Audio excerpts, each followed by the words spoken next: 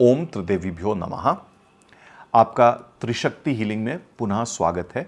यहाँ पर हम आध्यात्म से जुड़ी हुई कई सारी उपयोगी बातें करते हैं ताकि आपकी आधुनिक जीवन में आप उन्नति कर सकें। आज हम चर्चा शुरू करेंगे भाग्य पर और इससे जुड़ी हुई मैं 3 चर्चाएं आपसे करूंगा, 3 वीडियो दूंगा मैं आपको। आज इस पहले वीडियो में हम बात करते हैं भाग्य बड़ा बलवान इस विषय पर। तो क्यों ऐसा कहते हैं कि भाग्य बड़ा बलवान, या इसको कई बार हम इंग्लिश में पावर ऑफ डेस्टिनी, इस पर भी बात करते हैं। अब कई सारे लोगों का इस जीवन में मानना है कि वो अपनी स्वेच्छा या स्वतंत्र इच्छा से कुछ भी कभी भी कैसा भी कितना भी कर सकते हैं, या कुछ लोग होते हैं ना कि मैंने अपनी ज़िंदगी खुद बनाई है, या इंग्लिश में जिसको कहते हैं सेल्फ मेड पर्सन। ये सब कई लोग कहते हैं, पर ऐसा होता नहीं है। तो इसके लिए आपको अपने जीवन का बल, इसके लिए आपको अपनी जीवन की दिशा, इसके लिए आपको अपनी जीवन का सार, ये सब समझना पड़ेगा। और ये सभी चीज़ें, आपके जीवन का बल, आपके जीवन की दिशा, आपके जीवन का सार, ये सब आपका भाग्य ही है। और भाग्य ही आपको अनुमति देता है कुछ चीज़ें करने के लिए और कुछ चीज़ें बिल्कुल ना करने के लिए। अब आप एक छोटी सी चीज़ देखिए, और हम एक दुर्घटना का ही हम एक उदाहरण ले रहे हैं। आज से कुछ वक्त पहले एक बहुत ही बड़ा प्लेन क्रैश या एक प्लेन की दुर्घटना हुई, और इसके अंदर सभी की मौत तो हुई। इसके आसपास जहां वो विमान जाके गिरा, उसमें भी कई लोगों को क्षतियां पहुंची, परंतु एक व्यक्ति ऐसा निकला उसमें जो इतनी भयंकर दुर्घटना से भी बचकर बाहर निकल आया। और यही नहीं, उस दुर्घटना के बाद पता चला कि कुछ 2 लोग ऐसे थे जो उस विमान पर चढ़ने वाले थे पर चढ़े नहीं।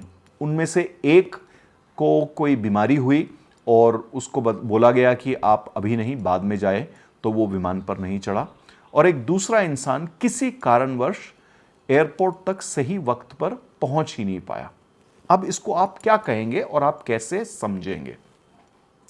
इसी वक्त आप देखिए कुछ और खबरें आती हैं कि कोई ऐसा इंसान जो घर बनाने की जगहों पर कुछ काम करता था और मजदूरी करता था, उसने कोई एक बहुत ही बड़े एग्ज़ाम को क्लियर किया।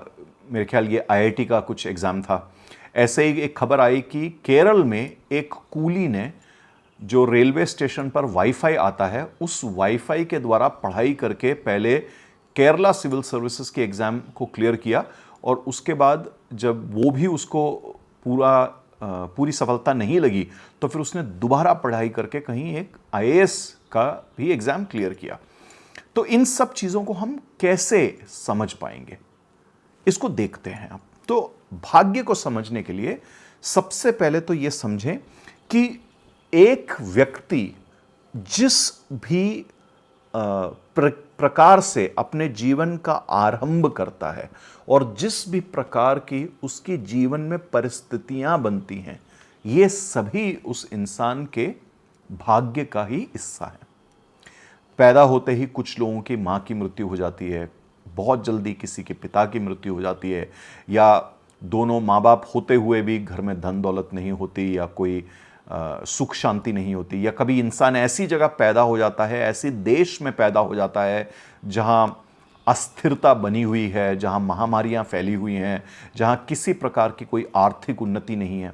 या कुछ इंसान ऐसे पैदा होते हैं कि उनके घर में अरबों हैं, और 1 नहीं, 2 नहीं, 3 नहीं, 4 नहीं, पता नहीं कितनी पीढ़ियों में के लिए आपने धन संचय करके रखा हुआ है किसी ने, तो आपको किसी प्रकार की कोई भी परिश्रम की आवश्यकता ही नहीं है। आप अपना जीवन यापन बहुत ही आराम से कर सकते हैं। ऐसा भी होता है। तो ये सभी क्या है? ये सभी आरंभ और ये सभी जो आपकी परिस्थितियां बनती हैं जीवन में, ये क्या है? ये सभी आपके भाग्य का हिस्सा है।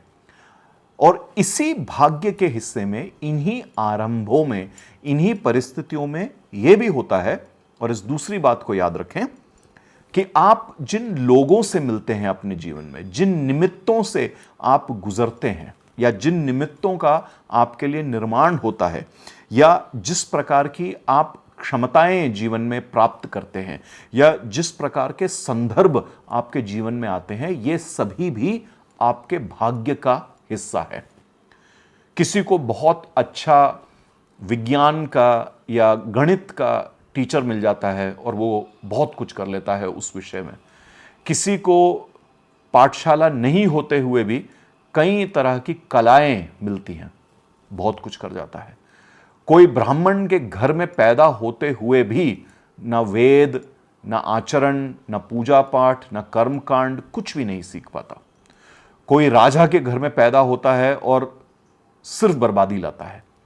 कोई बहुत ही साधारण से मनुष्य के घर में पैदा होता है और बहुत ही अच्छे आचरण या बहुत ही अच्छी सीख देने वाले किसी गुरु से मिल जाता है और अपने जीवन में एक महापुरुष की पदवी तक पहुंच जाता है। कोई लेखक के घर में पैदा होकर लेखक बनता है और कोई बहुत बड़े धनवान के घर में पैदा होने के बाद भी चोर बन जाता है। ये सभी चीज़ें क्या हैं? किसी का मिलना, किसी के निमित्त का निर्माण होना, किसी की क्षमताएं कुछ तरह से बनना, कुछ संदर्भ बनना, ये सभी क्या हैं? ये सभी आपके भाग्य हैं। मैंने ऐसे भी लोग देखे हैं जिनका दिमाग बिजनेस में बहुत ही महीन तरीके से चलता है, पर वो कभी अपना बिजनेस नहीं बना पाए। और मैंने ऐसे लोग देखे हैं जिनके अंदर बिजनेस चलाने की कोई खूबी नहीं थी, पर जो भी करके अपने आसपास जो लोग इकट्ठा होते हुए आए, उन्होंने बड़े बड़े बिजनेस खड़े कर लिए। मैंने ऐसे लोग देखे हैं जो अनेक प्रकार से चरित्रवान हैं, पर जीवन में कुछ भी नहीं कर पाए। और ऐसे लोग देखे हैं जिनके चरित्र में हर प्रकार की खामियां हैं, पर वो धन के ढेर पर, पदवी पर, ताकत पर बैठे हैं। क्यों हो रहा है ये हम भाग्य में लिखवा कर लाए हैं। ऐसा ही आप देखेंगे कि किसी समय आप किसी चीज की प्रयत्न करते हैं और वो होता नहीं है, और किसी वक्त पे वो काम बहुत ही आसानी से भी हो जाता है। तो भाग्य समय भी है, भाग्य होने का इशारा भी है, भाग्य चीजें हो जाना भी है, भाग्य चीजें ना होना भी है, भाग्य चीजों का होकर बिगड़ जाना भी है, भाग्य बिगड़ी हुई चीजों का बन जाना भी है। ये सभी चीजें जो होती हैं हमारे जीवन में, ये भी भाग्य है। ये भाग्य को समझने का एक तीसरा तरीका है। तो कई बार जब हम चीजें चाहते हैं जीवन में और चीजें होती नहीं हैं, तो हमें यह भी समझ लेना चाहिए कि कहीं ना कहीं भाग्य का इशारा है कि वो चीज हमारे लिए बनी नहीं है, या अभी नहीं बनी है, या अभी हमारा श्रम, हमारा परिश्रम, हमारी क्षमताएं उस चीज को धारण करने के लिए नहीं है। कभी कई चीजें हमसे यूं भी छिन जाती हैं कि हमें सीखना पड़ता है उस चीज के बिना रहना। कभी हमारी पदवी छिन जाती है, कभी हमसे लोग छिन जाते हैं, कभी हमसे धन, कभी सम्मान, कभी कुछ और, कभी कोई स्थान, कभी घर छिन जाता है। हमें यहां पर जीवन सिखा रहा है कि हमें बिन मोह के, बिन मद के रहना है। ये भी भाग्य है। तो जीवन में जो समय है चीजों के होने का या ना होने का, ये सब भी हमें भाग्य के बारे में सिखा रहा है। और चौथी चीज जो हमें समझने की जरूरत है वो ये है कि जो हमारा अधिकार है और जो हमारा कर्मफल है, वो तो हमें मिल ही जाता है। आप देखेंगे कई सारे लोगों के जीवन में कोई भी सफलता ना होने के बावजूद भी उनकी जिंदगी चलती जा रही है, उनका जीवन कट जा रहा है। जीवन व्यापन के लिए जो भी अनिवार्य है, आवश्यक है, उनको मिल ही जा रहा है। तो कहीं ना कहीं ये भी उनका भाग्य है। और कई इन लोगों के पास सब कुछ होने के बाद धन, दौलत, परिवार और संभालने के लिए अनेक प्रकार के लोग जिनको वो पैसा खर्च करके अपने लिए काम पर लगा सकते हैं, ये सब होने के बाद भी उनके जीवन को कोई नहीं बचा पाता। किसी दुर्घटना में फंस जाते हैं, किसी और चीज़ में फंसकर उनकी मौत हो जाती है, या आजीवन बीमार रहते हैं, या कोई ऐसा संकट आ जाता है उन पर कि वो किसी भी प्रकार से अपने जीवन को जी ही नहीं पाते। ये भी जीवन है, ये भी भाग्य है। और इन सब के अलावा आप ये भी देखेंगे कुछ लोग हैं बहुत ही साधारण तरीके से आए, एक साधारण सा जीवन जिया और साधारण सी मृत्यु के साथ वो इस जीवन से चले गए। कोई भी शोर शराबा नहीं हुआ उनके जीवन में। ये भी भाग्य है। तो यहां हमें यह भी समझना है कि भाग्य हमारा अधिकार भी है और भाग्य हमारा कर्म फल भी है। और ये वो कर्म फल है जो हमारे जीवन में चलते चलते कहीं कुछ बदल पाया, कुछ हम नहीं बदल पाए और हम अपना जीवन जीते रहे। इन सभी तरीकों से आप अपने भाग्य को समझ सकते हैं।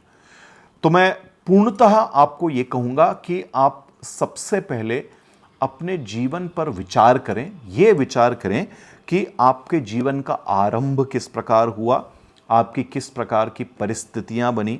दूसरा, आप किन प्रकार के लोगों से मिले, किन प्रकार के निमित्तों से आप निकले, किस प्रकार की क्षमता आप में है या आप बना पाए, किन प्रकार के संदर्भ आपको मिले।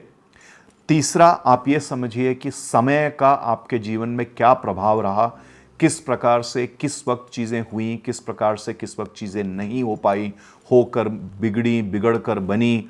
और इसी प्रकार क्या आपको अधिकार मिले जीवन में और क्या आपको फल या अनुग्रह मिले आपके जीवन में, इन सभी को आप समझें। पूर्णतः अगर आप इसको समझेंगे तो आपका जीवन आपका भाग्य है, आपका जीवन आपके भाग्य के, आपका भाग्य आपके जीवन के बल को, उसकी दिशा को, उनके अनुग्रह को आपको दिखलाता है। आप अपने जीवन को समझिए, अपने भाग्य को आप स्वयं समझ पाएंगे। एक बार आप अपने भाग्य को समझ पाए तो आप अपने भाग्य को पूरी तरह से जी पाएंगे। आपको अपने भाग्य को बदलने की कोशिश करने की आवश्यकता ही नहीं है। जो आपके जीवन में होना है वो आप लिखवा कर लाए हैं। आपको यह समझना है कि वो कौन सा हिस्सा है आपके भाग्य का जिसको आपको जी कर ही पूरा करना है, और वो कौन सा हिस्सा है आपके भाग्य का जिस पर आपको पुरुषार्थ करने की आवश्यकता है। इसके बारे में हम थोड़ी सी चर्चा करेंगे अगले टॉपिक पर, अगले विषय में, अगले वीडियो में। तब तक के लिए आपसे मैं अनुमति चाहूंगा, अपने जीवन पर थोड़ी देर विचार करें। तब तक मैं आपसे पुनः मिलूंगा। जय महाकाल, जय मां काली।